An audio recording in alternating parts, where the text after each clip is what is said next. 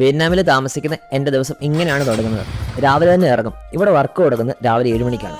അത് രാവിലെ തന്നെ നല്ല രസമാണ്. ചെറിയ ഇളമ്പയിലും നല്ല തണുപ്പൊക്കെ ഉണ്ട്. ഇപ്പോൾ ഡിസംബർ അല്ലേ, അതിൻ്റെ വൈബാണ്. അങ്ങനെ ഡ്യൂട്ടിക്ക് കയറി 10:30 ഫസ്റ്റ് ഷിഫ്റ്റ് കഴിഞ്ഞ് ഇറങ്ങി. ലഞ്ച് ഉണ്ടാക്കണം. ഞാൻ കഴിവതും വീട്ടിൽ തന്നെയാണ് ഫുഡ് ഉണ്ടാക്കുന്നത്.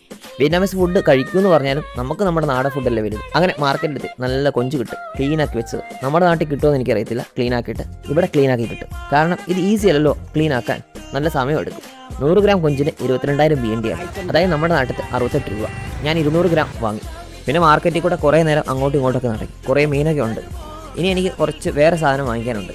കുറച്ച് റോസ്റ്റഡ് കടലയും കശുവണ്ടി പരിപ്പും മുന്തിരിയും എല്ലാം വാങ്ങിച്ചു. ചായക്ക് കൂട്ടല്ല. ഇതിലെല്ലാം കൂടി 65,000 BND ആയി. 200 രൂപ നമ്മുടെ നാട്ടിലത്തെ. കുഴപ്പമില്ല.